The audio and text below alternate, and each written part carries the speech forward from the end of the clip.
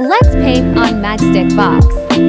Painting the base with pastel orange. First layer done. Now painting the clouds.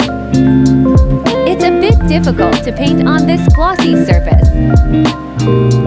Adding some stars and a moon. This is the final result. I'm loving it. Let's paint on stone.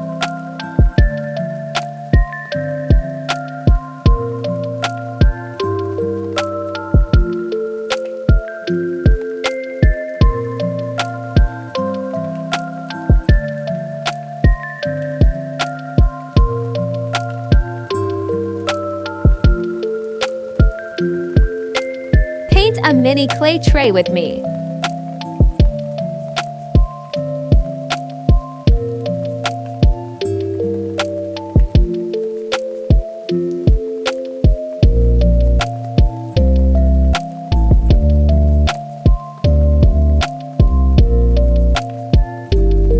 Painting on random stuff. Part 2.